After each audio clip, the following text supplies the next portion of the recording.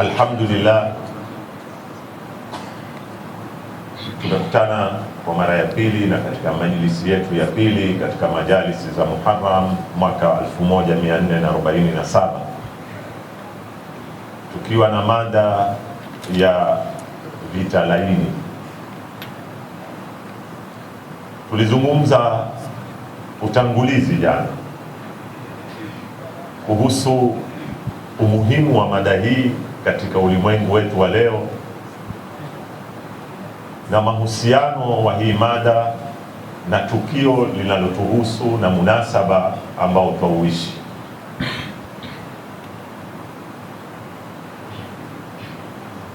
Leo tunataka kuzungumzia kama vile ilivyotangazwa muktadha wa kihistoria ama kuzaliwa kwa msamiati. Katika nyanja za kielimu, misamiati iko na dori kubwa sana, bali ndio elimu. Elimu zote ni misamiati, na tukinena misamiati tunamaanisha lugha maalumu ya elimu ile, tofauti na lugha inayotumika na watu.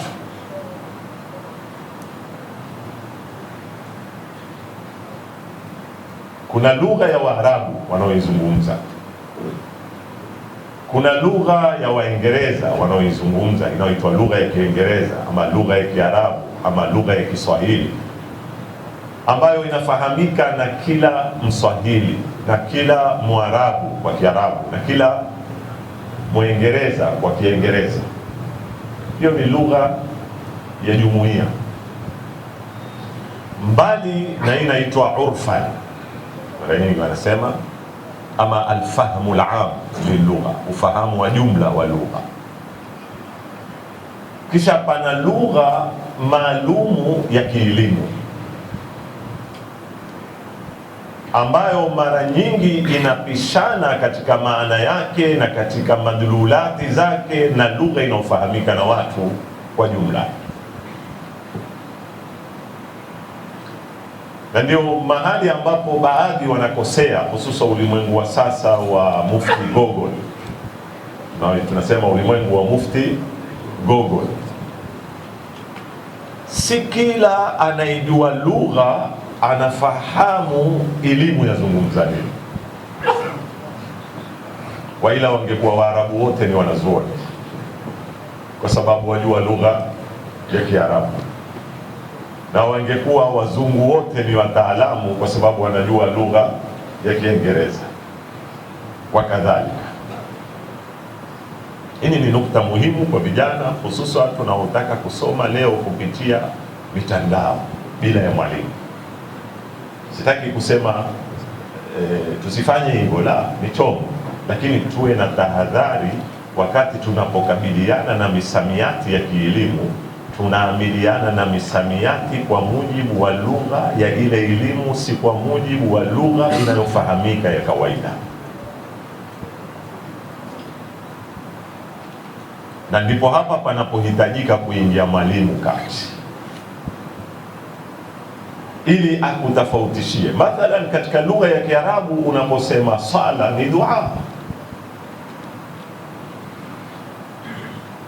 ndio utakuta leo kuna baadhi ya vijana ambao wameshukuliwa na baadhi ya mawimbi ya kupotosha kwamba Mungu hahitaji sisi kwenda msikitini kuswali. Swala ni kumuomba tu Mungu, na Mungu unaweza kumuomba mahali popote. Kwa sababu gani? Anakuambia swala maana yake ni kuomba. Hiyo ni lugha ya kikawaida, lakini neno sala linapozungumzwa katika msamiati wa ilmu al-fiqh, ilmu sharia, linamaanisha maana nyingine. Na hata Qur'ani mara nyingine yatumia tamko lile lile katika maana yake ya kilugha, na mara nyingine inalitumia tamko lile katika maana yake ya kisheria, na hapo unahitaji kutofautisha. Mathalan, tunaposema inna Allaha wa malaikatahu yusalluna ala nabi, ya ayyuhalladhina amanu sallu alayhi wa sallimu taslima.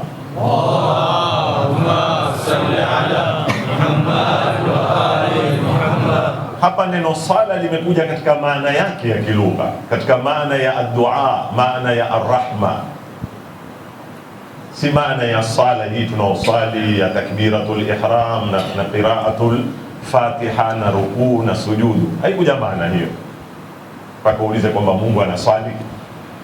So amesema inna Allaha wa malaikatahu yusalluna, lakini unapoipitia aya inayosema inna salata kanat ala almu'minina kitaban mawquta, pale neno sala limetumika katika maana yake ya nini, ya kisheria. Na hili ni mada ndefu za elimu ambazo mara nyingi hazipati fursa kuzungumzwa misikitini kwa watu wa kawaida. Zinazungumzwa mara nyingi katika madarasa ya nini, ya kielimu, lakini ni knowledge ambayo pana haja watu kufundishwa ndio wawe na mizani ya kuamiliana. Hiyo nukta ya kwanza. Nukta ya pili, msamiati unapouzungumzia katika muktadha wake wa kihistoria. Mtafiti wa kihistoria akaja akakwambia mathalan katika karne fulani, mwaka fulani ndio uliozaliwa msamiati huu, haimaanishi fikra haikuwepo kabla ya huo msamiati. Kwa lugha nyingine, hakuna ulazima wa kihistoria kati ya kuzaliwa msamiati na kuwepo fikra. Takupa mfano rahisi ambao utaweza kufahamika na kila mtu. Unaweza kuruzukiwa mtoto, mkeo akazaa, na mara nyingine watu wengine wanasubiri siku 7 kabla ya kumpa mtoto jina. Kwa hiyo mtoto amezaliwa mathalan Ijumaa kama leo, ukakaa Jumamosi, Jumapili, Jumatatu, Jumanne mpaka Jumatano ndio mkakata shauri tumuite jina fulani. Kwa hivyo jina lilizaliwa Jumatano, lakini mtoto alizaliwa lini? Ijumaa. Na kwa kuwa jina lilizaliwa Jumatano, haimaanishi ni lazima na mtoto alizaliwa Jumatano. Na kuna fikra nyingi zilikuwepo kabla hazijapewa majina, lakini ni fikra zilikuwa zikifanya kazi na zikitembea katika akili za watu, lakini walikuwa hawajui waziiteje. Baadaye wakaja wataalamu wakaiona ile fikra, pengine imepitiwa na miaka 10 au 20 na mara nyingine hata karne, wakaona hii fikra pana umuhimu sasa tuipe jina. Kama leo tunaposema demokrasi. Demokrasi ukiisoma katika historia ilikuwepo hata kabla ya Nabii Isa, kama fikra, si kama jina. Waweza kwenda ukapeleleza ukapekua vitabu usipate jina nini, demokrasi. Lakini wataalamu wasema fikra ya demokrasia ilikuwepo kule Yunani, Ugiriki, na mmoja katika aliyechangia fikra hii ni Aflatun,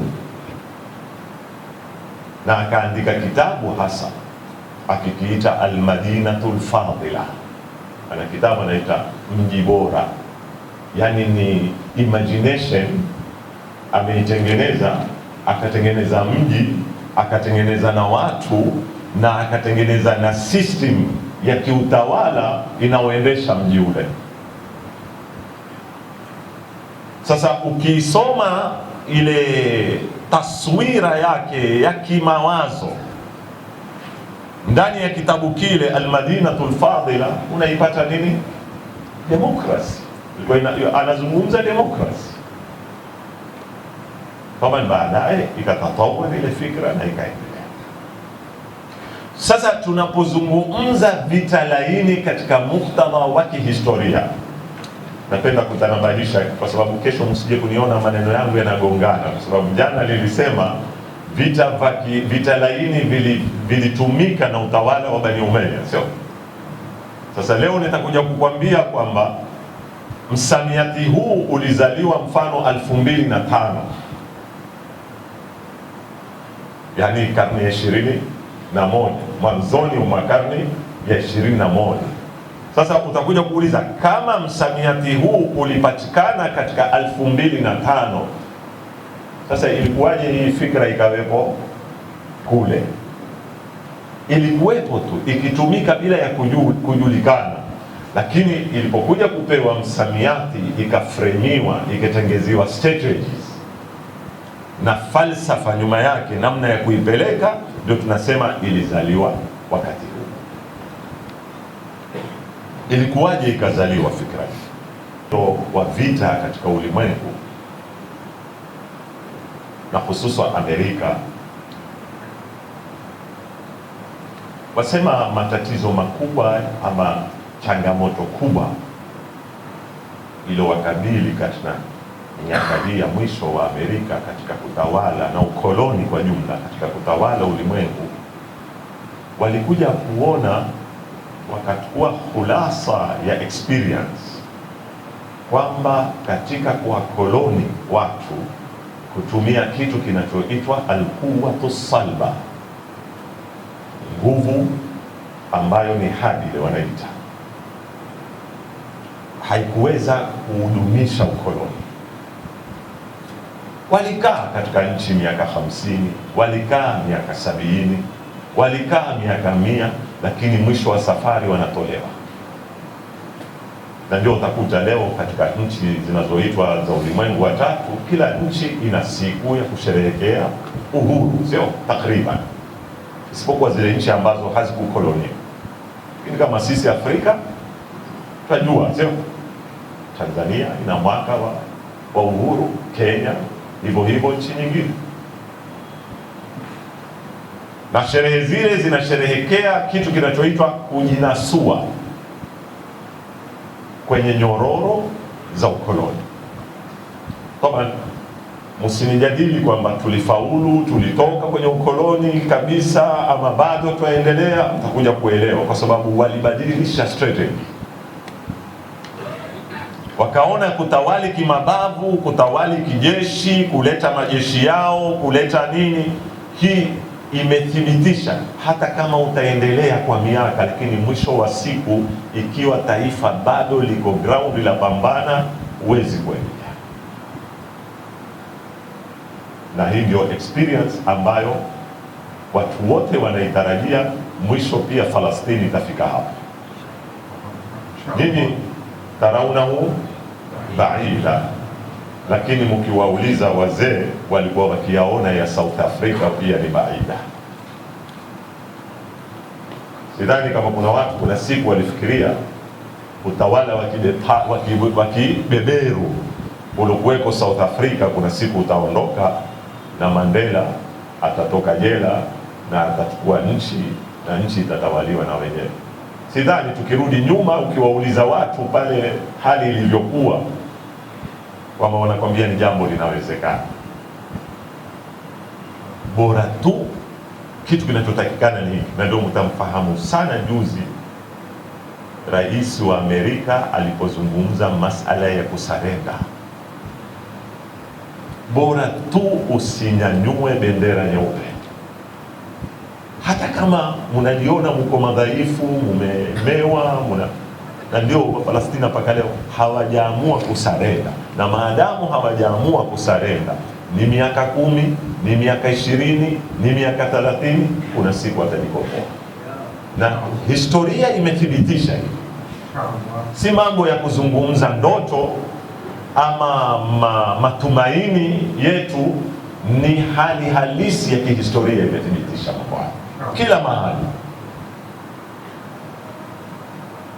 Kwa hivyo walipokuta kwamba haiwezekani na wao hawawezi kubaki kwenye kutawali ulimwengu bila ya kumiliki resources za ulimwengu, kwa sababu anayetawali ulimwengu ni yule anayemiliki nini?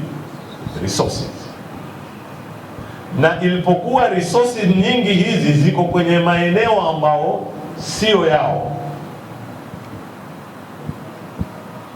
kwa hivyo ni lazima watafute njia ya kurudi ya ukoloni ili waendelee kuzicontrol resources za ulimwengu. Wakaja na mbinu nyingine mbalimbali na misamiati mbalimbali, ndio utakuta ukisoma utapata uvamizi wa kifikra umezungumzwa, alghazwu thaqafi, alghazwu alfikri, uvamizi wa kifikra. Wakatuma watu wakaja ulimwengu wa mashariki. Sisi mara nyingi tukizungumza Uislamu, moyo wa Uislamu ni wapi? Ni Middle East. Tukizungumza resources za ulimwengu, moyo wa resources za ulimwengu ni wapi? Ni Middle East. Wakaja wakasoma tabia za watu hawa, dini ya watu hawa, madhehebu ya watu hawa, utamaduni wa watu hawa, historia ya watu hawa, lugha ya watu hawa, kwa jina la mustashriqin, orientalist. Na wengine wakajifanya wamesilimu kwa sababu walikuja wakaona hatuhitaji kusoma silaha zao, nguvu zao. Hawa wana nguvu nyingine zaidi ya nguvu hii tunaopambana nayo. Hii iko behind, iko nyuma, iko kwenye fikra zao, iko kwenye itikadi zao, iko kwenye ideology yao, iko kwenye historia yao. Mtanisamehe nitakuwa nami natizama Ayatullah Sayyid Khamenei alipokuwa yuamjibu Trump kuhusu masala ya kusarenda, alibase kwenye nini? Mwambie wewe wazungumza na taifa ambalo lina historia ya maelfu ya miaka. Pengine nyinyi mwaona tu alikuwa hapenda kujieleza, kujivunia. No, kwa sababu mapambano ni mapambano ya civilization. Mapambano ya civilization. Kwa hivyo wewe wapambana na taifa halijajua katika historia yake kitu kinachoitwa kusarenda. Kisha jiulize na wewe historia yako una miaka mingapi? Kwa hivyo ni mapambano ya kiustaarabu, ya hazina ya utamaduni wako na mizizi ya ustaarabu wako, vipi inapokufanya wewe uweze ubaki.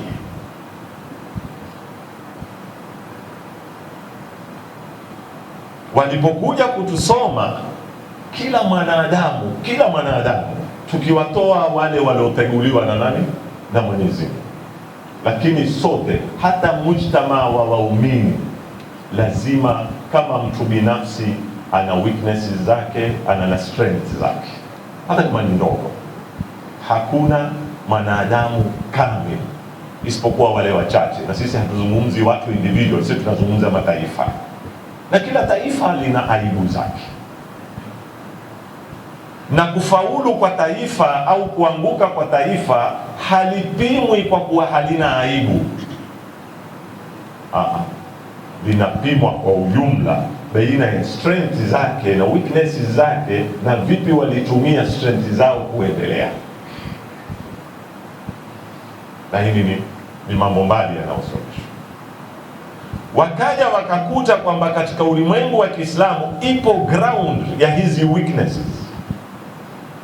Sisi tunaweza kuzitumia hizi kuwaangusha nguvu yao ili tuendelee kuwatawali.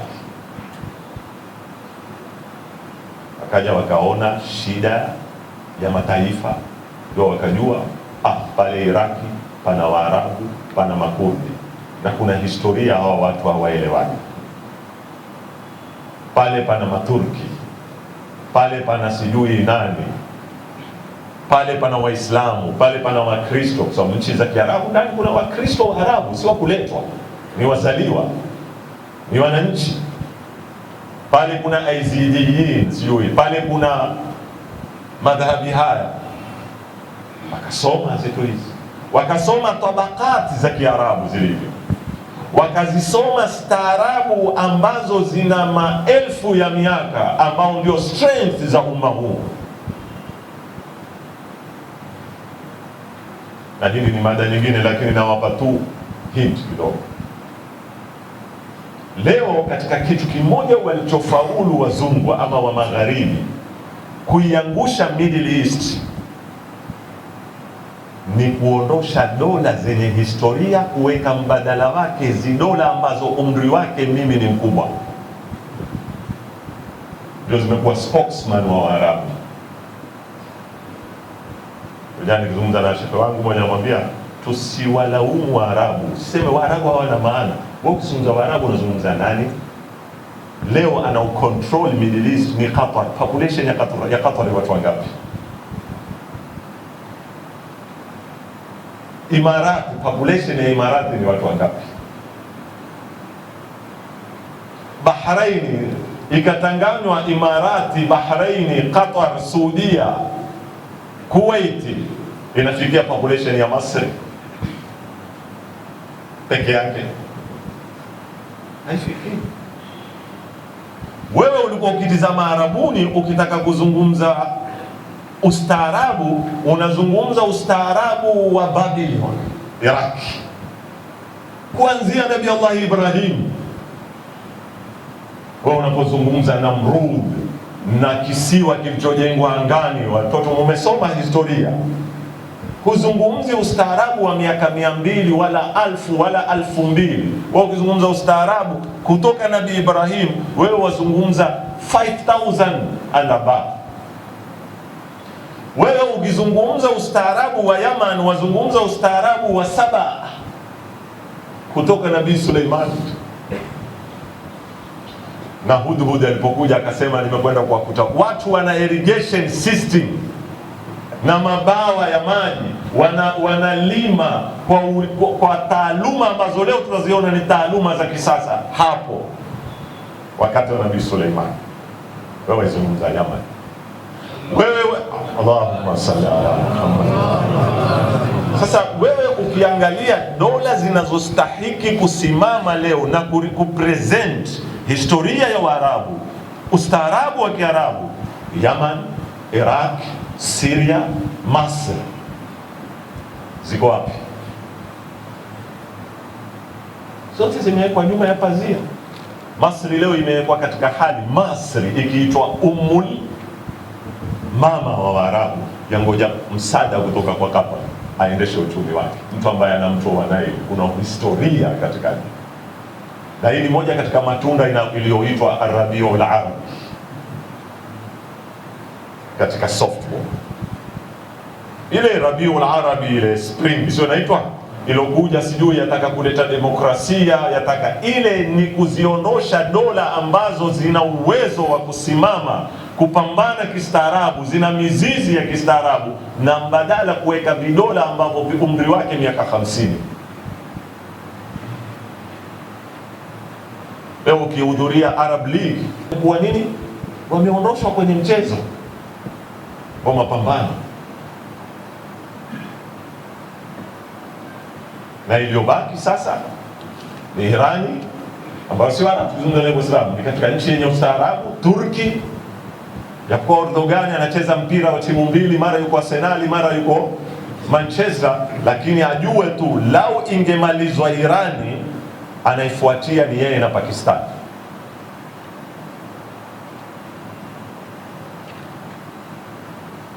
Sasa hawa walipokuja kutusoma, na haya ni mambo zaidi ya karni 1.5, karni 2, haraka ya, napenda watoto musome historia, inaitwa Harakatul Mustashriqin, sio Orientalist movement, wasome. Walikuja wakasoma, wakaingia university, wakaingia wakaandika vitabu, wakenda wakapeleka katika center za research kwao, kwamba hawa watu strength zao ni hizi na weaknesses zao ni hizi, vipi tutazichezea hizi? Ndio kukatiwa utaifa, kukatiwa udini, kukatiwa umadhahabi, kama ambao madhahabi yampatikana leo na jana, na madhahabi yana miaka ya 1000, watu walikuwa wakiishi bila ugomvi, zikaamshwa hizi. Kukapatikana wenye kutumikia ajenda hizi, watu wenye kuajiriwa kutumikia ajenda hizi, kukaandikwa vitabu, matusi, kurushiana, mpaka tukafika wakati tunauana, tukasahau kwamba sisi ni ummatun wahid. Hii yote ilikuwa ni katika harakati kabla hakujazaliwa msamiati wa nini, wa vita laini. Yakaja yakatokea yaliyotokea 11 Septemba maarufu,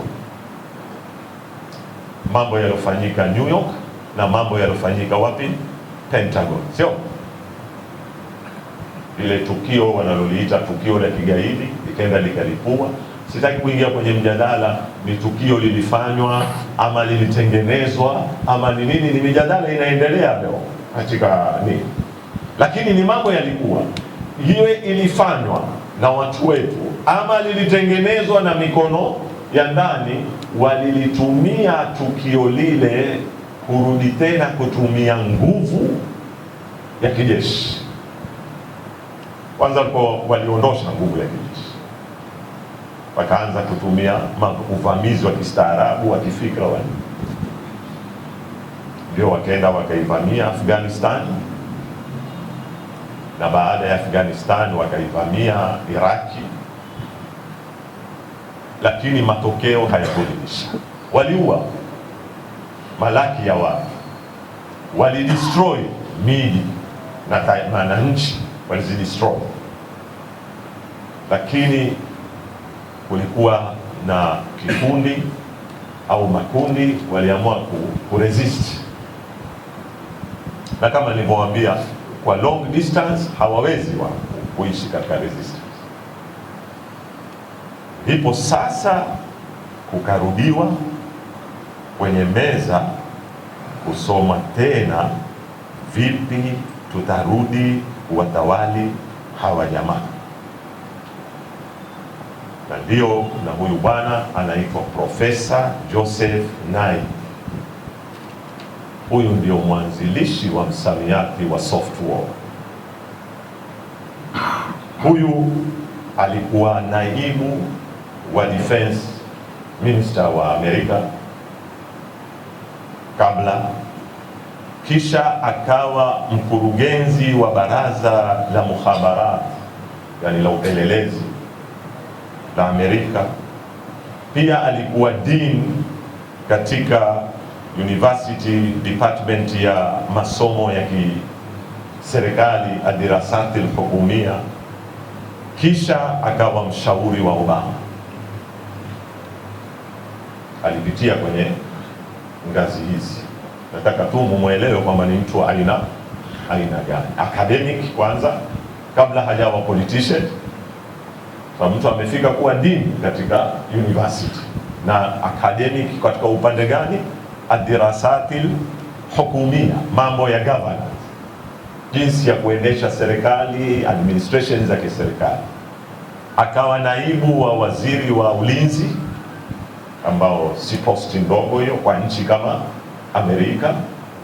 Akawa mkurugenzi wa baraza la upelelezi, ambalo tunazungumza Amerika, si nafasi ndogo. Kisha akawa mshauri wa Obama, mmoja katika washauri wa Obama. Huyu ndiye alioanzisha msamiati uliokuwa ukiitwa al-quwwatu naima, soft power, na wasemekana msamiati huu aliuiba kwenye masala ya elektronika.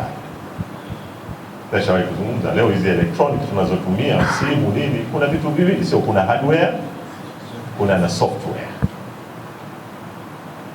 Hardware ni zile material zinazotumika kutengeneza kompyuta, kutengeneza chuma, plastic, sijui vitu vinapotumika mwazijua, zile zinaitwa hardware.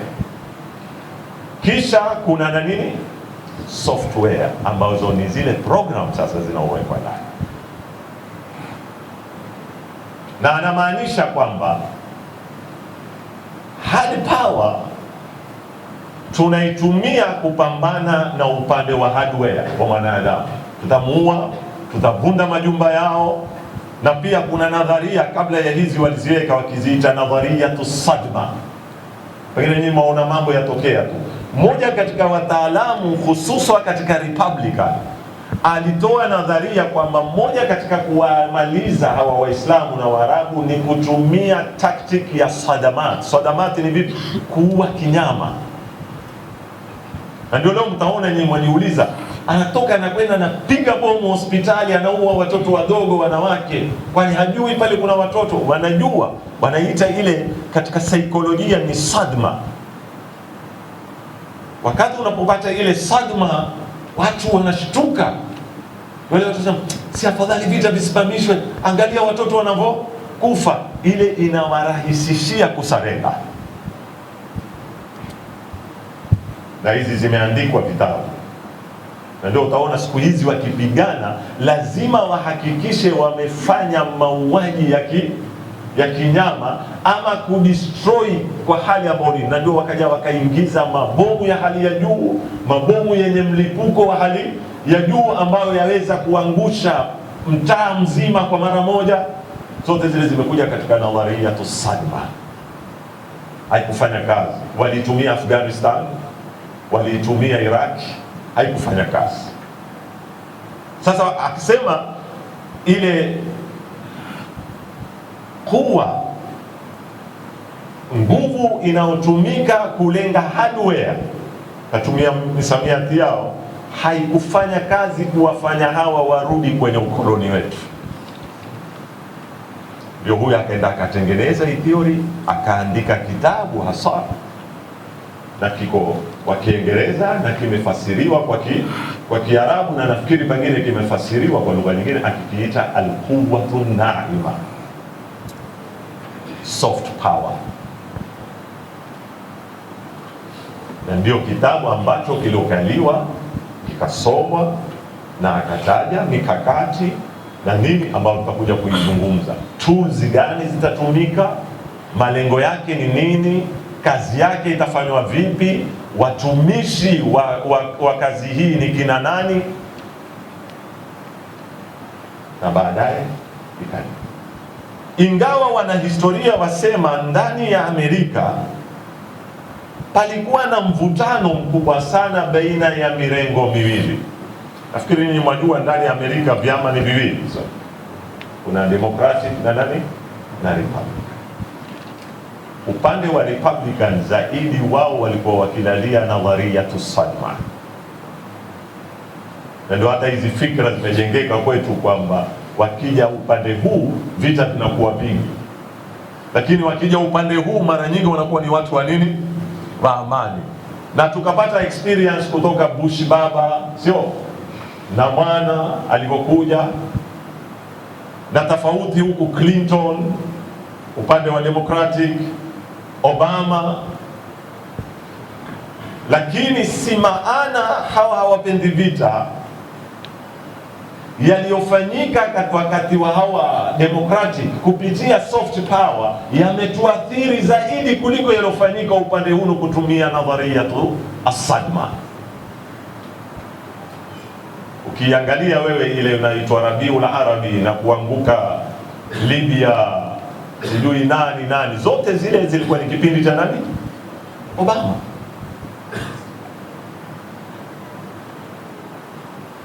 Huyu akaitengeneza nadharia hii. Kisha akaja bwana mmoja mzayuni ambaye ni researcher huyu.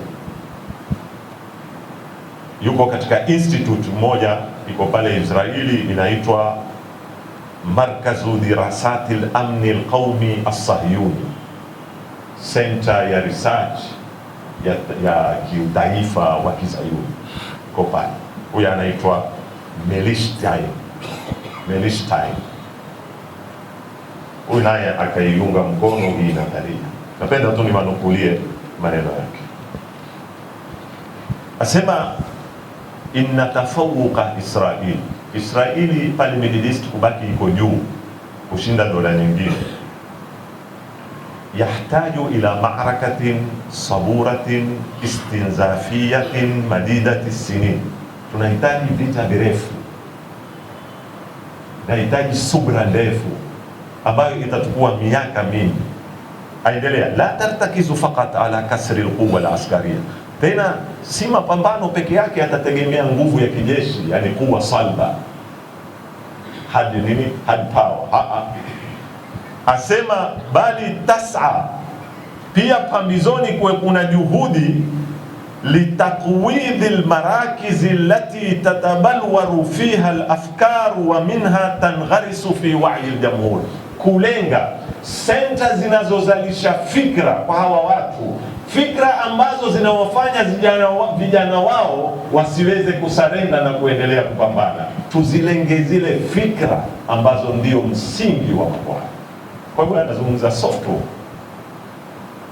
ndio tutaweza kuibakisha Israeli iko juu. Aendelea asema wa fi hadha al-itar, mukifanywe na vyombo vya nini vya habari na vituo vya nini vile. Huyo aeleza tool mbili za kutekeleza kazi ya nini ya software. Hizi curriculum, syllabus, vitabu tunaletewa kusomeshwa, fikra wanaosomeshwa watoto wetu, ndani kumepatikwa sumu ambazo hamwezi kuziona. Vyombo vya habari, propaganda, kubadilisha mtana uwe usiku, usiku uwe mtana, adui awe rafiki, rafiki awe nini adui, uchochezi. Msizione vyombo za habari zinatangaza tu habari, hususan zile habari ambazo zinawekwa katika headlines na peji za mbele zinaoshtusha. Ndio asema tukiweza kupenyeza vita hivi tutaweza kuleta mageuzi ya kimsingi kwa watu tunaopambana nao, tutawabadili. Tutamtengeneza mtu ambaye anajiita Muislamu, anajiita Mwarabu, anajiita nani, lakini software yake yote ni ya nani? Ni yetu. Anavyofikiri ni vile tunavyotaka sisi, anavyobehave ni vile tunavyotaka sisi. Ndio kukaanza mambo haya, na baadaye nikirudi kwa bwana yule Joseph Nai, naambia alitoa kitabu anakiita Quwwa Naima. Baada ya muda akatoa tena kitabu kingine akikiita Mufaraqatul Quwwa, tofauti ya nguvu. Anazungumza nguvu tu na hamaanishi nguvu za kijeshi.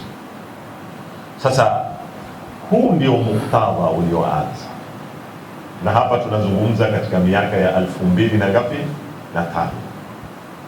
Upande wa Uislamu, mtu wa kwanza alioiona hii kwamba vitu hivi havizungumzwi hayana bayana. Hizi ni researches zinafanywa, zinakabidhiwa senta muhimu za maamuzi katika serikali zao, na zinazungumzwa katika tabaka fulani.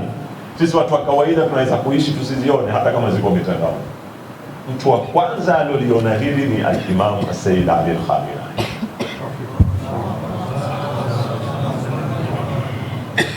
na ndio aloanza kuuleta huu msamiati. Ukiingia katika website, sijui Kiingereza lakini unaweza ukaandika Kiarabu, kuna website moja iko Lebanon inaitwa Jamaiyatul Maarif al-Islamia, Jamaiyatul Maarif al-Islamia. Nenda kwenye library, andika tu al-Harbu an-Nahi ama software, uone vitabu vilivyoandikwa kunukuu hutuba za Sayyid Khamenei kutoka wakati huo miaka 2005, akiutahadharisha umma kwamba kuna vita vanya tofauti na vita tulipozoea, na akiwaomba wasomi wa Kiislamu hususan wana research waanze kuandika vitabu na kuieleza hali hii ilivyo na vita hivi vapekeshwa vipi, silaha zake ni zipi, na kuwatayarisha Waislamu katika makabiliano na mapambano ya vita hivi. Na alhamdulillah kumeandikwa vitabu vingi sasa hivi. Mimi tu wakati kwa naandaa hiyo hutuba nimekusanya karibu vitabu 25, na ni upande wa Kiarabu, sijui Kiingereza, karibu vitabu 25, kila mmoja anazungumza ni nini kinachoendelea na ni kipi kinachopangwa. Hii Kwa ufupi, nimefupisha sana, lakini nimewaambia mambo ya historia nini, kwa sababu kuna nukta nataka kuimaliza dakika zangu kabla hazijaisha. Huu ndio muktadha wa kihistoria. Kwa hivyo sisi tuko katika karne ya vita hivi. Hizi ni vita vyetu na walengwa ni vijana wetu, na haitoshi kuzungumza mambo haya kwenye majalis kama hizi, siku 6 siku 7 tutaenda zetu. Mimi naomba organization zetu, hauzati, madaris, pale patakuwa na program za kuendelea kuwaelimisha hao watoto, kwa sababu katika mapambano hatua ya kwanza muhimu ni kumjua adui yako, kujua mbinu zake, kujua silaha zake anazozitumia. Naomba pia iweko katika manhaj ya hauzat, utafute hata kama ni kitabu kimoja, wasomeshwe watoto wetu ni nini hususan mashehe ambao wanaandaliwa kuja kuongoza umma, ni nini software. Ni muhimu sana, na inshallah tutakuja kuona kazi iliyofanya imefaulu, imefanya kazi kubwa sana. Na hii hali tuliyo leo ya kutojielewa, moja ni katika matokeo ya vita hivi. Lakini suala liko hapa, wanamaanisha nini wakisema vita laini? Nataka niwanukulie leo, mtakuwa na subra kwa sababu ni mambo ya kielimu kidogo. Niwanukulie kitu kinachoitwa taarifa, wanavyozieleza wakisema vita laini wanamaanisha nini. Nitanukuu kwa kadri ya wakati utakavyokubali. Sallu ala Muhammad wa ali Muhammad. Allahumma salli ala Muhammad wa ali Muhammad. Mmoja asema alharbu naima, vita laini, hiya alisti'ana, ni kujisaidia, bilquwwati naima, na nguvu laini. Wanamaanisha nini nguvu laini? Ambazo hazionekani kwa macho. Si bomu lile unaliona limekuja limeanguka limelipua, huoni. Silaha yenyewe uione, imejificha. Ni kutumia nguvu laini. Lengo ni nini?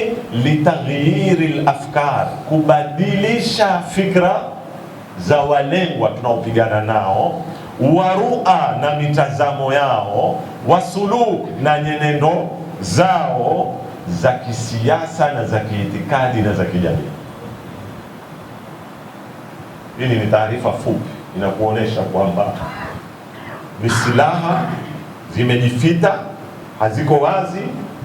Lengwa hapa, panalengwa hapa, kukubadilisha fikra zako.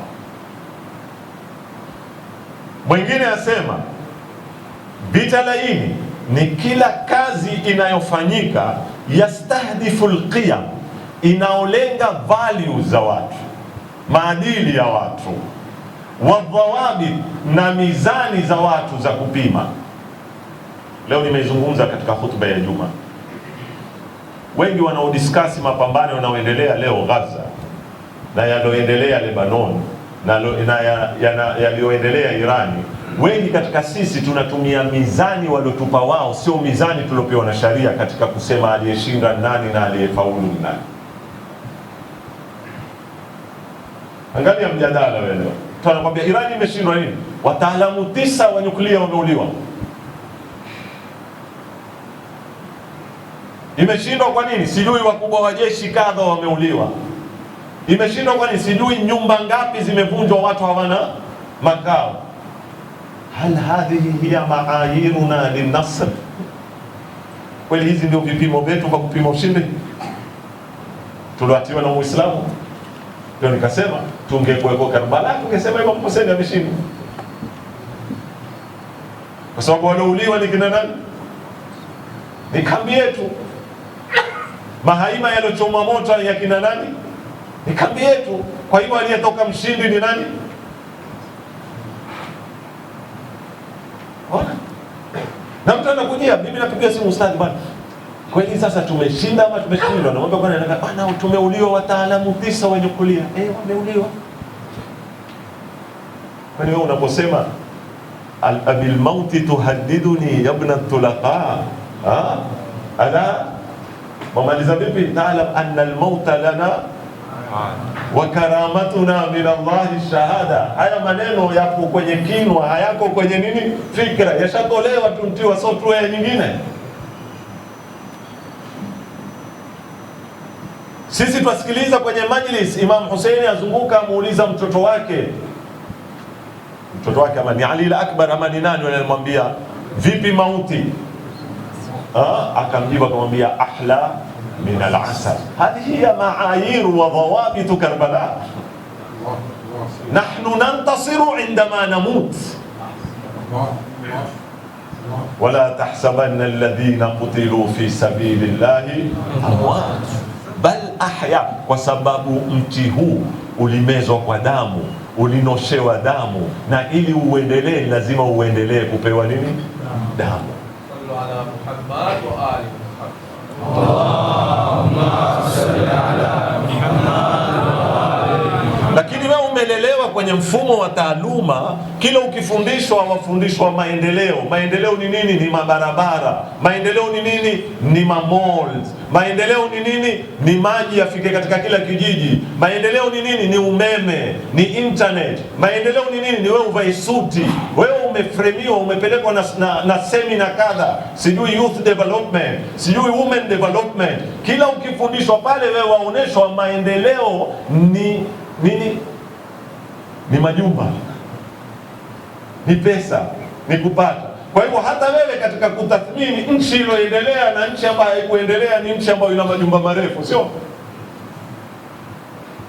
Tanzania nyuma walikuwa wakisema tutawafikia lini Nairobi? Nairobi wana majumba marefu, lakini hakuna wezi wengi kama sisi. Hayo ndio maendeleo.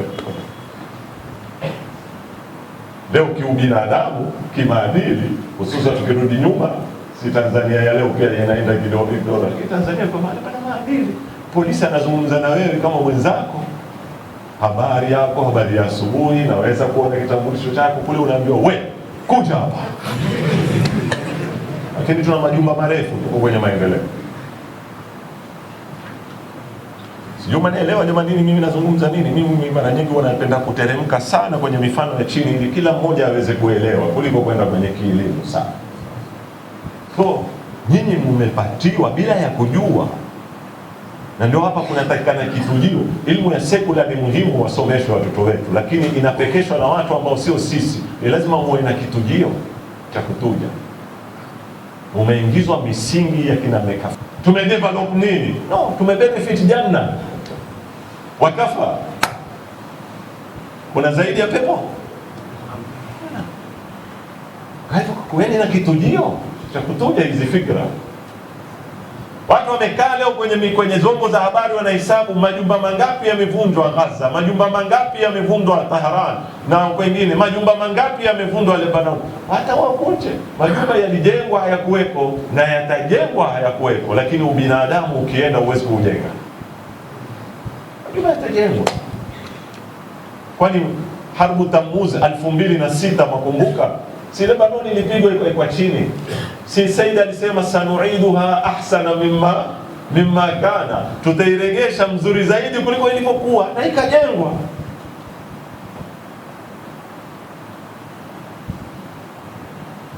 Waendelea wasema, najaribu kupanua ni waoneshe hizi taarifa za tupa kabisa mwongozo wao.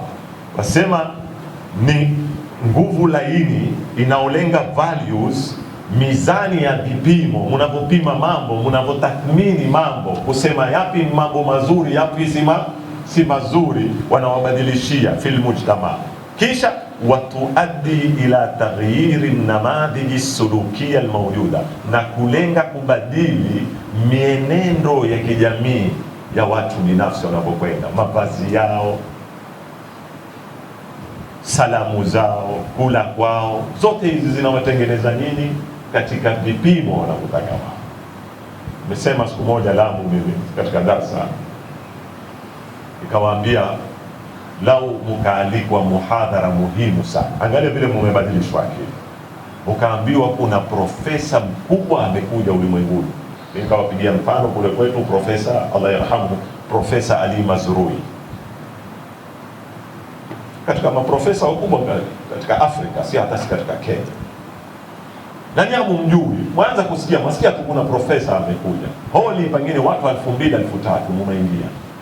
Unamsubiri aje, mara ameingia, amevaa kikoi na shati, amebeba na bakora, amevaa na viatu vya makubabu. Sijui lugha hizi zinafahamika hapa za Kiswahili, na kofia yake. Watoto wote mtatizimana, kasoma kweli huyu?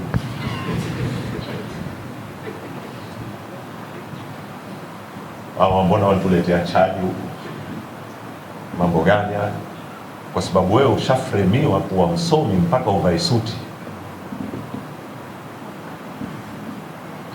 Kwa hivyo waweza kuletewa mzuka, hajui mbele wala nyuma, kwa sababu amevaa suti na 3 piece na ameweka na kala na boot, na ukakaa ukatake note.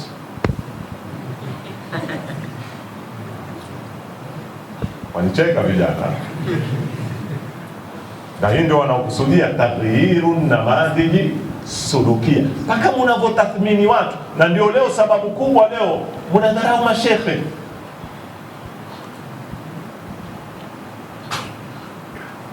Shekhe katika jamii yetu imebadilika, amekuwa ni mtu mzuka, old type. Hata wewe ukikosana na mwenzako, mwaenda mahali unamwambia bwana twenzetu wapi, uitwaje kule baharini hapa Dar es Salaam, almwe beach kule, jamaa fahamisi ndio kule, hata ushekhe wako bwana. Unajua maana hata ushekhe wako, yani hata uzuka bwana. Tutaenda kwenye maendeleo sio? Na tumefika wakati sasa imekuwa paka useme nina degree. Mtu anaweza kwenda akasoma miaka 10, 15, lakini hajasema ana degree, si msomi. Huyu bana ni graduate. Paka misamiati mtumie misamiati ya. Lakini mtu akikwambia bana huyu ni sheikh, huyu ni fadhil. Sisi tuna misamiati yetu hauza. Ndio sheikh, fadhil, hujjatul Islam, sio? Kadha hizi kwetu hazina impact yoyote. An-namadhij suluki yalikuwa tu haya, yalifanywa kazi, yalitengenezwa tu hivyo. An-namadhij suluki, ili kutengeneza namadhiji nyingine zitauza watu kwenye soko, sio wale watu wenu, na ndio watakuwa wanaosambaza fikra. Namaliza, wakati wangu umekwisha. Taarifa ya mwisho asema pita laini inatumika katika kutumia fani, sanaa. Waziona hizi nyimbo wanaoimba vijana wetu, mbali na misimamo ya kidini kwamba nyimbo ni halali ama si halali, napenda tuje katika msimamo mpana zaidi, tuje katika utaifa kabla ya kuangalia dini yake. Kama Utanzania, sawa? Utanzania ama Muafrika ana utamaduni wake. Suruali sio ifika paka wapi. Ni maana yale ni mambo madogo madogo. Fun ametaja huyu. Moja ni fun, ushairi, uimbaji, drama, sinema, zote zaingia kwenye nini? Fun. Nini sinema zenu? Kila mkiact sinema, ni yule ampenda yule, ni yule amempokonya mke wake yule, ni yule anatembea na jirani yake, ni yule nini. Wao wanakutengenezea sinema, wanakuonesha power ya Amerika. Mtu mmoja tu wa Amerika anaweza kuingia nchi nzima akachukua mateka akaenda zake, si ndio? Waambia maneno haya Rambo. Lakini nyinyi mko huku tu, haya mapenzi mtamaliza lini jamani? Kwa nini hamuakti sinema mkamuonesha Muafrika historia yake, utamaduni wake, culture yake, mambo aliyoyafanya, maendeleo aliyonayo, ukulima wake ulikuwa wapi, umeanguka wapi, utalii wake, resources zilioko katika nchi hizi? Nini mumekaa tutabanana hapo hapo, ni umbea, ni nini? Basi na organization zaja za sponsor, unapewa milioni 10, endelea. Ukitengeneza sinema ambayo itahatarisha nini yao hawawezi kuisponsor, itaamsha watu hawawezi kuisponsor, fani na mambo mengine.